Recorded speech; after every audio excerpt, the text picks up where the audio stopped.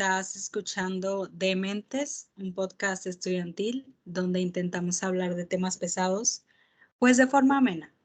Yo soy Evelyn Dimas y para esta emisión me acompañan Anaí Maldonado. Hola, Hola Anaí, ¿cómo estás? bien, gracias. ¿Y tú? Qué bueno, feliz de tenerte aquí. También nos acompaña Graciela Rada. Hola, hola. Hola Grace, ¿cómo estás? Bien, gracias. Qué bueno, me da mucho gusto tenerte aquí. Y Emma Rodríguez. Hola, buenas tardes. Muchas gracias por la invitación. Gracias por venir, Emma. Y hoy estamos aquí para hablar de un tema interesante, curioso, especial y muy normalizado, la microviolencia, que yo creo que todos hemos vivido, pero a veces como que no nos damos cuenta. Así es. De acuerdo a Adriana Ávila, la microviolencia es un derivado del poder que, como Evelyn mencionó anteriormente, no sabemos que estamos siendo sometidos por ella y a veces pasa desapercibida por quienes la ejercen. Podemos observar que la violencia se puede encontrar tan arraigada en las acciones humanas y en el discurso que por lo tanto lo normalizamos y se vuelve invisible. Con la llegada de las nuevas tecnologías, la microviolencia se ha incrementado y ha encontrado la manera de volverse más implícita. Entonces, podemos afirmar que las microviolencias por parte de alguna persona dentro de las relaciones sociales, afectivas, familiares, etcétera, son una extensión de poder. Para hablar de microviolencias, resulta preciso recordar lo que es la violencia. Estas acciones que se realizan con el solo fin de obligar a alguien o de exigirle que haga algo que no quiere hacer, es decir, que haga algo en contra de su voluntad. Definiéndolo de esa manera, suena algo radical, algo que seguramente veremos cuando suceda, que nos daremos cuenta. ¿Quién no se daría cuenta cuando alguien trata de obligarlo a hacer algo que no quiere hacer? La respuesta es cualquiera de nosotros cuando existe la microviolencia, pues el prefijo micro que se le agrega nos refiere a actos pequeños de violencia, actos que en muchas ocasiones tomamos como parte de la cultura tan normalizada dentro de la sociedad, disfrazada de educación, de roles, que nos involucra dentro de un contexto microviolento por naturaleza, donde solo se pone atención a lo extremo, a lo que casi nos mata. Así, la microviolencia no son solo acciones que se hacen, sino también se refiere a acciones que se dejarían de hacer. Por ejemplo, en el micromachismo, que es un tipo de microviolencia, hay personas que no participan en las labores domésticas y que cuando lo hacen, ayudan a su pareja. Personas que dejan todo el trabajo de cuidar a los hijos, cuidar a los enfermos, pues solo ellas tienen la capacidad de cuidar a los otros. En el paternalismo, se sigue implantando la idea de que la mujer es el sexo débil y se siguen con comentarios como tú peleas como niña, no te comportas como una señorita. A los hombres se les enamora por el estómago, deberías cuidar más tu imagen, deberías ser más femenina. O esa mujer no sabe ni hacer un huevo. Frases que es común escuchar y que peor aún, normalizan un estereotipo de persona que indirectamente les obligan a seguir. ¿No estamos aquí haciendo algo en contra de nuestra voluntad? En la actualidad, cada vez hay más personas que cumplen el sueño de tener una vida plena, de tener una familia, de tener una carrera profesional o una buena situación económica. Pero una vida plena también incluye problemas con los hijos, problemas con los suegros, problemas con los padres, problemas en el trabajo. Sin embargo, se siguen recibiendo comentarios como, tú no tienes de qué quejarte, pues lo tienes todo, quitándole el derecho a quejarse, a expresar su molestia, y esto desarrolla problemas emocionales y psicológicos. ¿No estamos aquí obligando a alguien a hacer algo en contra de su voluntad?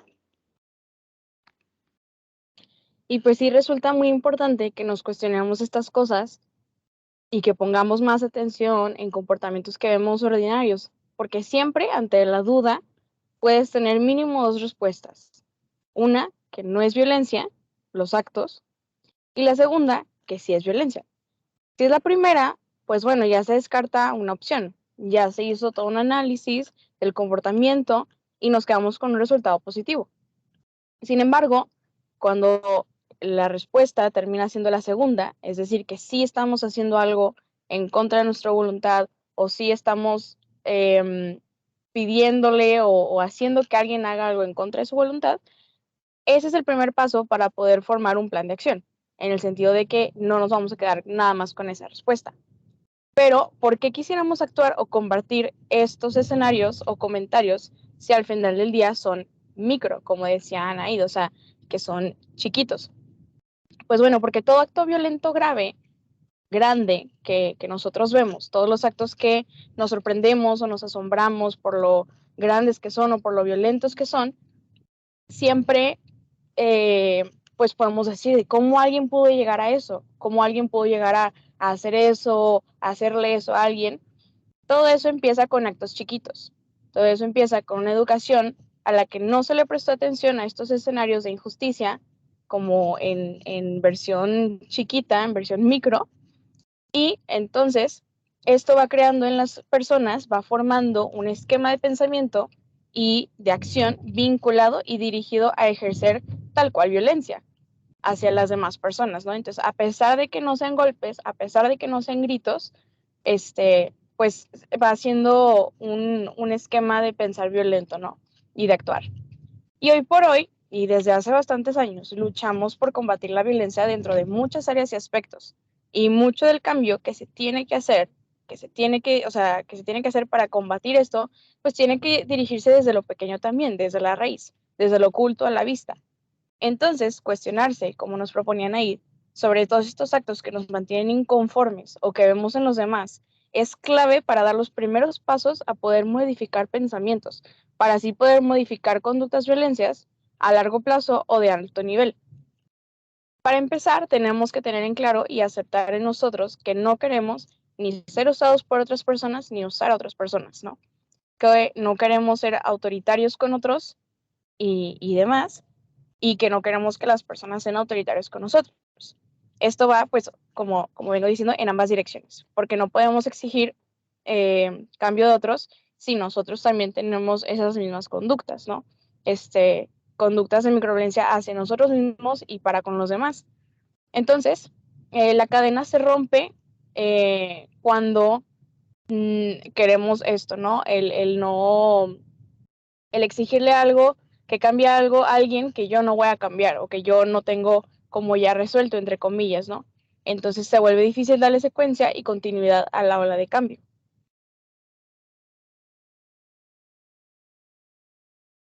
Littke menciona que las formas de usar la fuerza contra algo o alguien son infinitas, y al mencionarlo de esta manera, nos abre el panorama, comprendiendo que todos los actos humanos pueden ser microviolencia.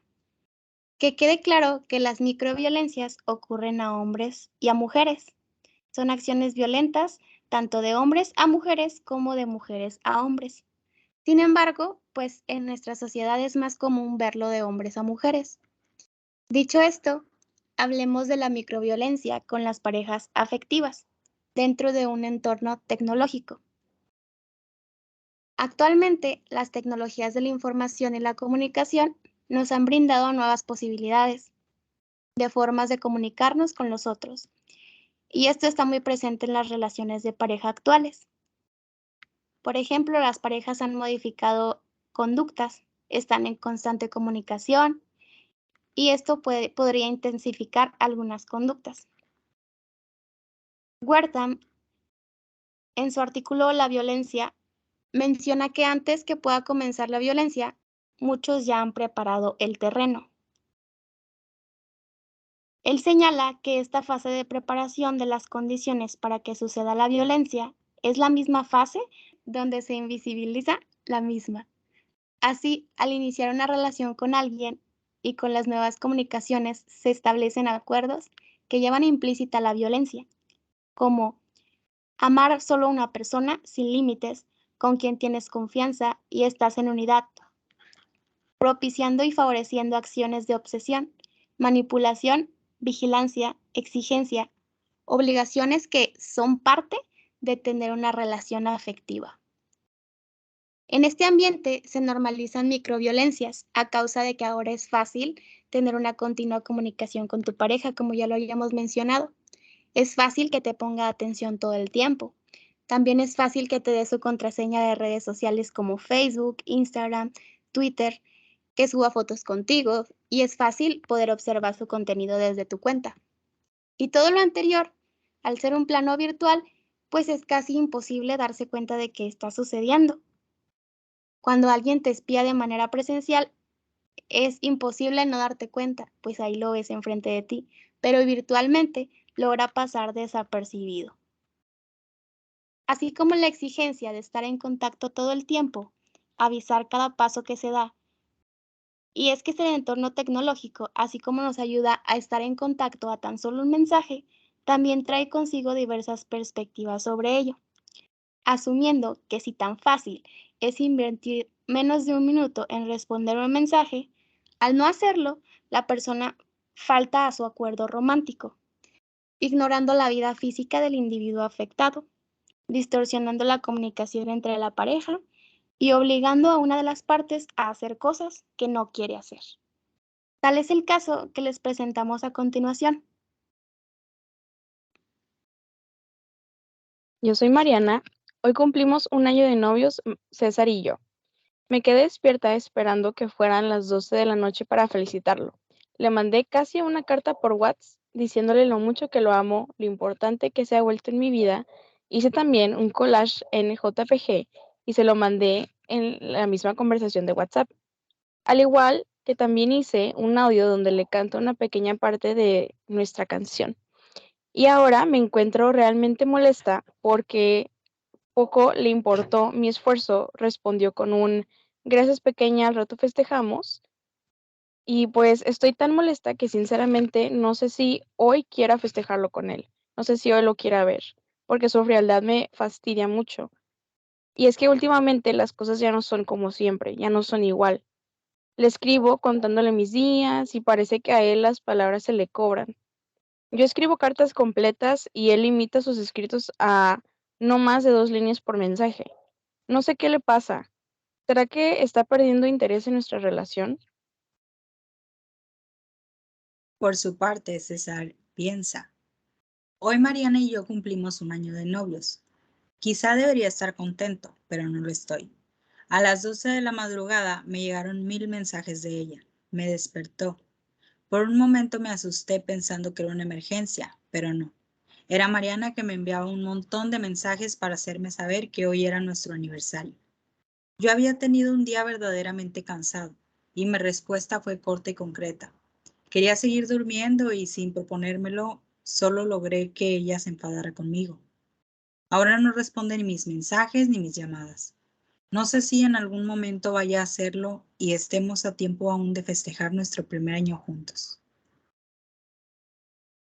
Bueno, pues esta historia nos da la pauta de lo que podría parecer el resultado de muchas conversaciones reales, donde se dejan de manifiesto formas de actuar, de dirigir la relación. Se distinguen comportamientos diferenciados por el género y las expectativas de lo que debe ser el amor. Después de este ejemplo, ahora pues me gustaría tocar el tema de microviolencia en películas. Sabemos que pues se puede observar en muchos otros lugares y pues decido ahora hablarlo en películas, porque pues está presente ahí también. Como por ejemplo, en 2 películas donde la relación entre madre e hijo se construye a base de ella, o sea, de la microviolencia, como lo es Psicosis y Los ojos de Julia.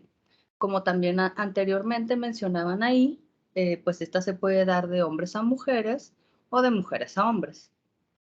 En ambas películas, las madres asumen roles tiránicos sobre sus hijos, violentándolos sistemáticamente, donde, por ejemplo, en la primera, le prohíbe a Norma juntarse con mujerzuelas y la segunda finge una ceguera para que su hijo Danny no la abandone, a la vez que le repite incansablemente que ella es la única mujer que lo ama. Claramente, en estas películas, y como ocurre en toda producción cinematográfica, las relaciones y los diálogos están exacerbados, con el fin de mostrar con el mayor realismo y certeza posibles la conducta y la estructura de la personalidad de los personajes. En ambos casos, el desenlace pues es muy trágico. Otros ejemplos también es cuando pues el marido, desde su posición de proveedor, puede ejercer microviolencia hacia su mujer y sus hijos, generando a la vez y a modo de resguardo vínculos ambivalentes con su familia. Es decir, por un lado, se muestra como un padre preocupado y por otro, como un dictador omnipotente que no necesariamente se expresa abiertamente violento, sino que sigilosamente y en base a microviolencia va destruyendo la autoestima de quienes le rodean. También es común ver cómo una mujer víctima de microviolencia sostenida se sumerge en su papel de dueña del hogar, perdiendo identidad como persona y llegando a transformarse en un ser que existe netamente funcional al interior de la familia. Otros ejemplos que me gustaría tocar son las películas de Disney, donde, por ejemplo, está el príncipe valiente que salva a la princesa indefensa. Y, por ejemplo, en Blancanieves, cuando ella canta su canción, menciona, un día encantador mi príncipe vendrá y dichosa en sus brazos iré. Por fin mi sueño se realizará. También en estas películas, el amor es la máxima aspiración de la princesa.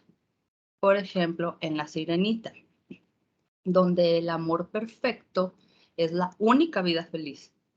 Además, que Úrsula menciona en su canción, no olvides que tan solo tu belleza es más que suficiente. Los hombres no te buscan si les hablas. Admirada tú serás si callada siempre estás.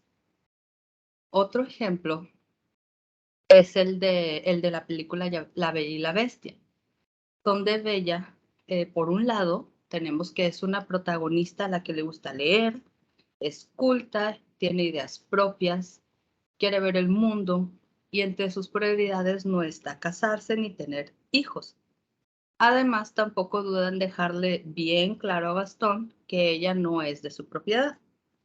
Pero por el otro lado, Bella es quien realiza las tareas del hogar y cuida a su padre.